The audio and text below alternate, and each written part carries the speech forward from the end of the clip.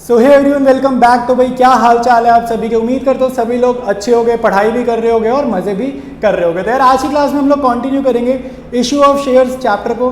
तो video start करने से पहले एक इंपॉर्टेंट चीज़ मैं आपको बताना चाहता हूँ यार, कि जब भी इशू ऑफ शेयर चैप्टर को करोगे ना, तो यार ये चैप्टर एक थोड़ा सा टफ चैप्टर है और इसमें डाउट्स आपको आने लाजमी है। ठीक है, तो बहुत ही नॉर्मल बात है। अगर आपको डाउट्स आ रहे हैं, क्वेश्चंस आपको टफ लग रहे हैं, तो एक नॉर्मल सी बात है। ठीक है, तो आपको एक चीज़ समझनी है कि वीडियो जब भी आप देख रहे हो, बुक को सॉल्व कर रहे हो, एक तो नॉर्मल पढ़ने बैठो तभी वीडियो देखो। ठीक है, नॉर्मल आप पढ़ाई करने बैठो तो आप वीडियो जरूर देखो उस टाइम पर।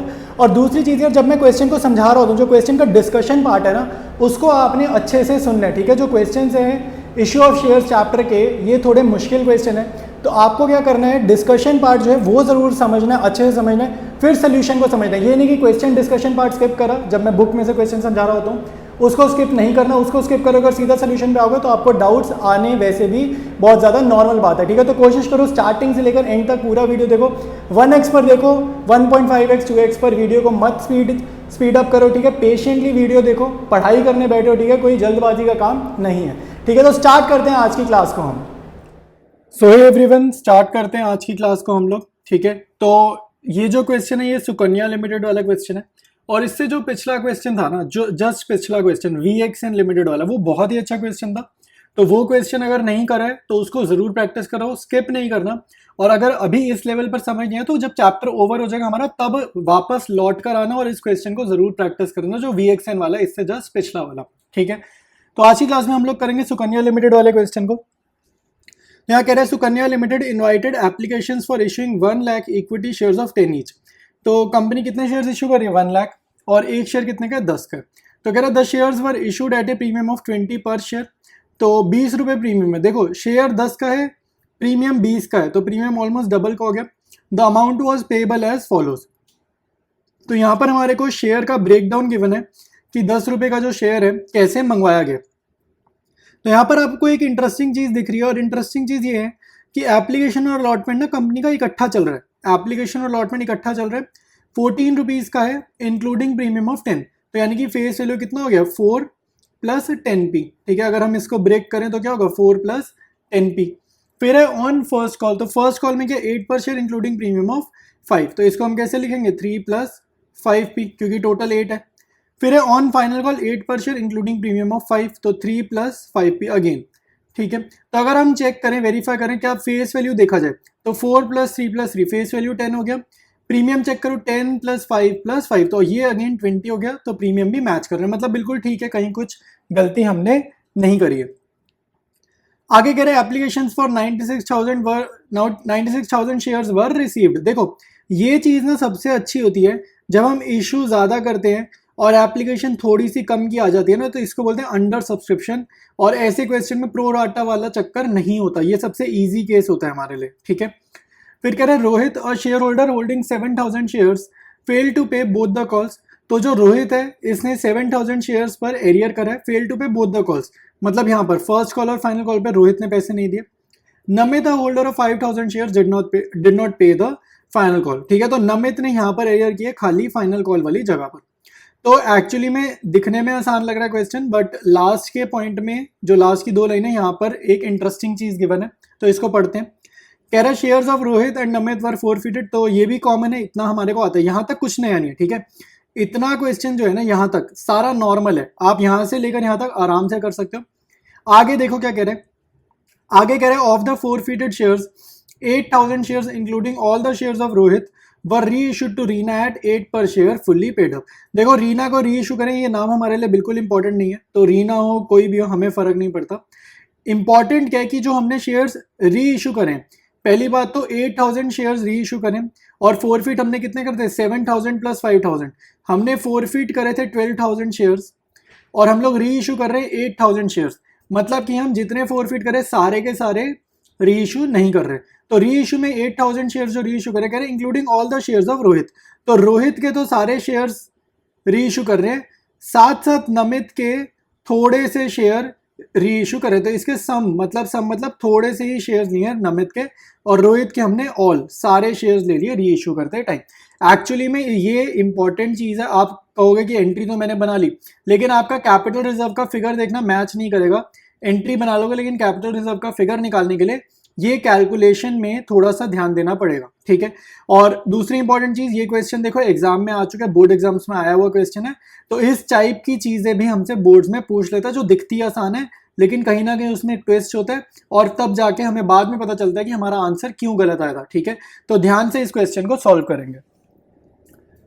देखो भाई, क्वेश्चन को हम स्टार्ट करेंगे। सबसे पहले मैं यहाँ पे स्ट्रक्चर बनाऊंगा, तो फेस वैल्यू 10 की है, 20 रुपीज का प्रीमियम है, तो यहाँ पर मैं लिख लेता हूँ कि एप्लीकेशन पे कितना था, 14 था, और इसको मैंने ब्रेक करा था 4 + 10p, और इस क्वेश्चन में एप्लीकेशन और अलॉटमेंट इकट्ठा है, तो यानी कि जो हमारी सेकंड इंस्टॉलमेंट है ये क्या होगी, ये हमारी फर्स्ट कॉल होगी, और जो हमारी थर्ड इंस्टॉलमेंट रहेगी वो हमारी क्या होगी, सेकंड एंड फाइनल कॉल रहेगी, ठीक है। तो ये चीज़ आपको समझनी है।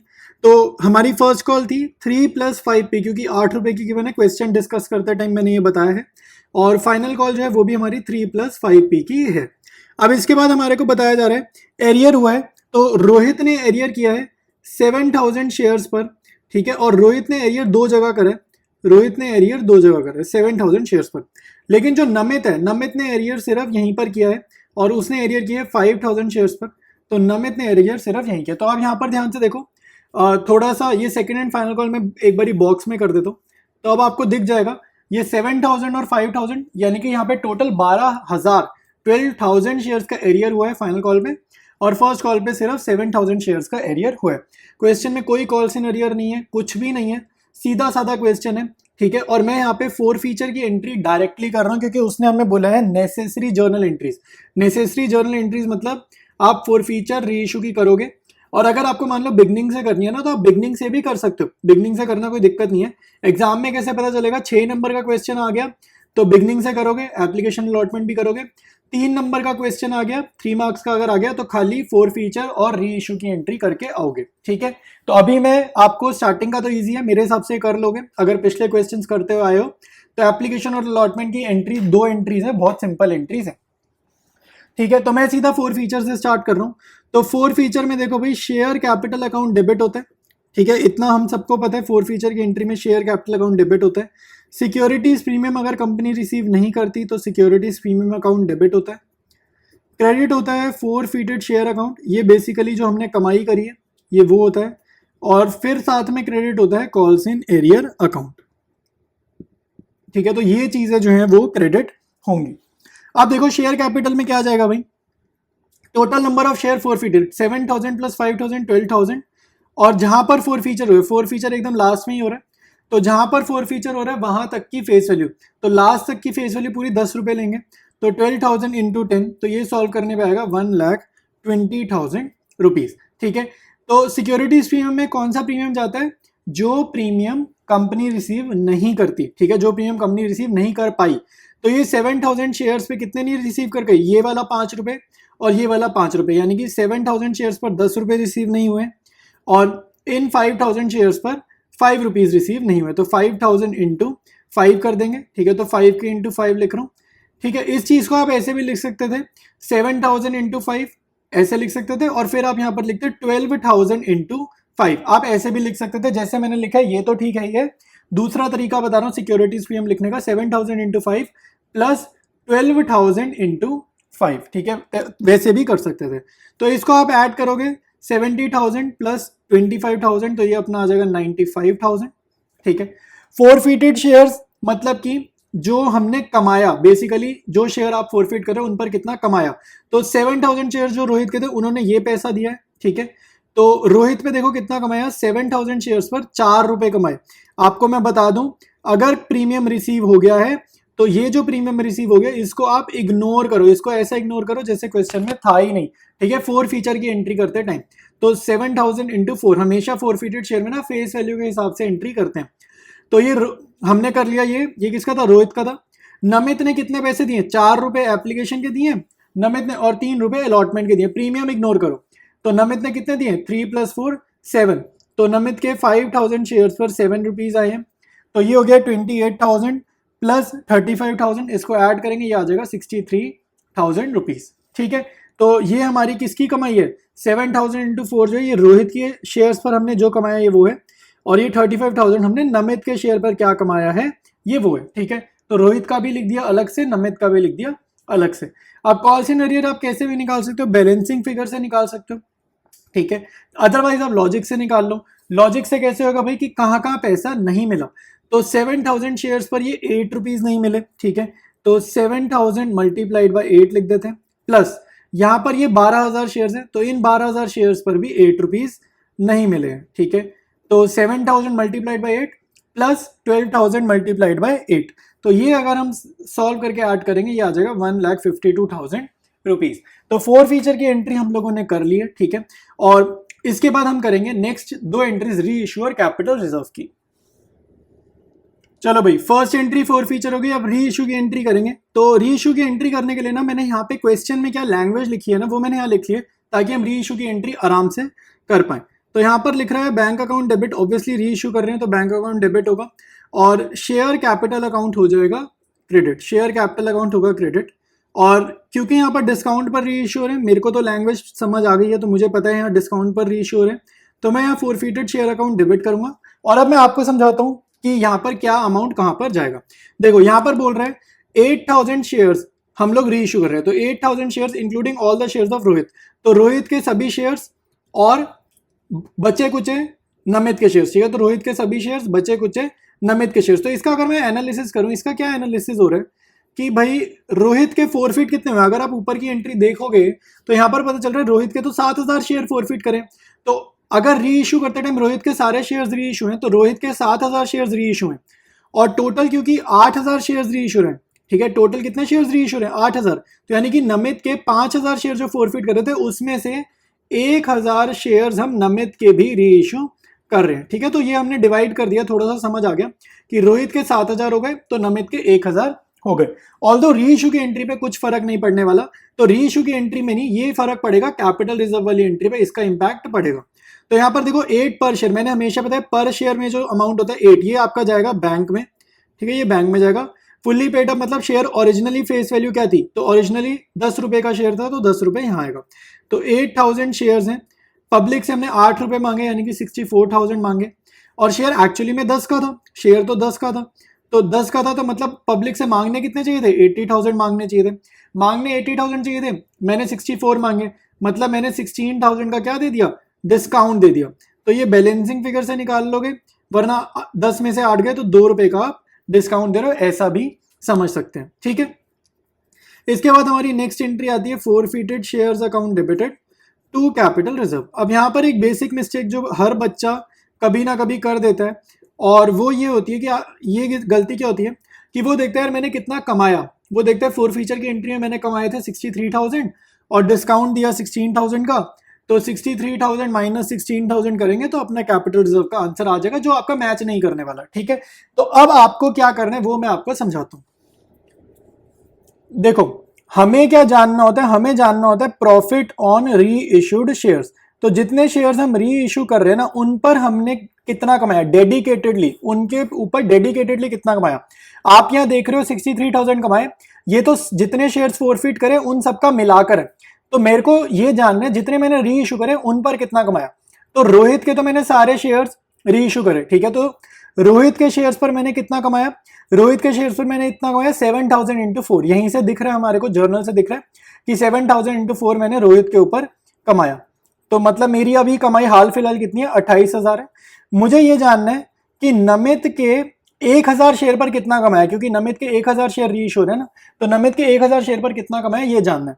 तो मुझे पता है नमित के 5,000 शेयर पर मैंने 7 रुपए कमाए, तो मतलब मैंने कितने कमाए थे 35,000 कमाए थे।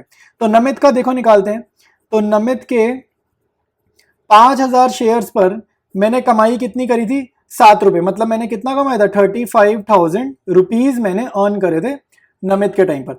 तो एक शेयर पर मैंने कितना कमाया, एक शेयर पर मैंने कमाया, ये 5,000 इधर जाके हो जाएगा डिवाइड, ठीक है, 5,000 इधर जाकर हो जाएगा डिवाइड, तो मतलब मैंने एक शेयर पर कमाया था 7 रुपए, ठीक है, एक शेयर पर मैंने कमाया था 7 रुपए। तो अगर एक शेयर पे 7 रुपए कमाया था तो 1000 शेयर पर कितना कमाया, क्योंकि इसके 1000 शेयर री इशू है ना, तो 1000 मतलब मल्टीप्लाई कर दो 7 से 1000 को, इसको मल्टीप्लाई करा 1000 से, तो मेरा आंसर आ गया 7,000। मतलब नमित के 1,000 शेयर्स पर मैंने कितना कमाया 7,000 कमाया। तो रोहित के शेयर्स पे 28,000 कमाया, नमित के शेयर पे 7,000 कमाया, तो टोटल मैंने कितना कमाया, टोटल मैंने कमाया 28,000 प्लस 7,000 जो कि हो जाएगा 35,000। तो इस कमाई को ये जो 35,000 है ना, ये आपकी कमाई है, प्रॉफिट है ऑन री इश्यूड शेयर्स। तो इसको यूज करेंगे कैपिटल रिजर्व की अमाउंट निकालने के लिए। तो अभी हमने देखा, हमने 35,000 अर्न करे हैं री इश्यूड शेयर्स पे। तो जो री इश्यूड शेयर्स पर कमाया उसमें से उसका डिस्काउंट माइनस कर देते हैं, तो ये 16,000 का डिस्काउंट है, ये हम सब्ट्रैक्ट कर देंगे। तो मेरा आंसर आ जाएगा 19,000 रुपीज, जो कि हमारा जाएगा कैपिटल रिजर्व में। ठीक है, तो ये मैंने जूम आउट कर दिया आपके लिए, स्ट्रक्चर के साथ साथ कंप्लीट क्वेश्चन आपको दिख रहे हैं। ठीक है, और एग्जाम में ये लैंग्वेज वगैरह मत लिखना, आपको सिर्फ फर्स्ट एंट्री, सेकंड एंट्री और थर्ड एंट्री कर आनी। सो ऑलराइट एवरीवन, तो आज की वीडियो में इतना ही पढ़ेंगे। कोई भी डाउट आपको आ रहा है, कोई भी सजेशन है, आप नीचे कमेंट्स में जरूर लिखो। मैं सारे कमेंट्स रीड करता हूँ, कोई भी मेरे को डाउट दिखता है तो मैं उसको रिप्लाई जरूर करता हूँ। कोई भी आपकी सजेशन होगी कि नेक्स्ट वीडियो कैसा बनाना है, कोई आपको माइंड में कुछ भी क्वेरी आ रही है, कुछ भी आ रही है, आप नीचे कमेंट्स में लिखो और मैं आपकी सजेशन को भी कंसीडर करूंगा। ठीक है, तो वीडियो अच्छा लगा तो यार मैं देखता हूँ यार आप लोग लाइक नहीं करते, तो वीडियो को लाइक जरूर करा करो और चैनल को अपने दोस्तों यारों के साथ शेयर करो। ठीक है, मेरे को यूट्यूब एनालिटिक्स में दिखता है वीडियो पे वॉच टाइम आ रहा है, सब कुछ आ रहा है, लेकिन आप लोग लाइक नहीं करके जा रहे हो। ठीक है, तो वीडियो अच्छा लग रहा है तो और लाइक जरूर करो। चैनल पर फ्रीक्वेंटली विजिट करते हो, बार बार ही आते हो, चैनल अच्छा लग रहा है, आपको समझ में आ रहा है, पढ़ाई अच्छी हो रही है, अकाउंट्स में इंप्रूवमेंट हो रही है, तो चैनल को सब्सक्राइब करने का भी आप कंसीडर कर सकते हो। इससे क्या होगा यार, हमारी कम्युनिटी और बड़ी होगी। ठीक है, हमारी जो पढ़ाई कम्युनिटी है वो हमारी बड़ी होगी और हमारे चैनल की भी ग्रोथ होगी। ठीक है, अभी आप देख रहे हो यार बहुत स्मॉल चैनल है, बहुत कम सब्सक्राइबर्स हैं, तो आप लोग सब्सक्राइब अगर कर सकते हो तो बहुत बढ़िया सपोर्ट हो जाएगी। तो मिलते हैं हम लोग नेक्स्ट वीडियो में, कंटिन्यू करेंगे इसी चैप्टर को।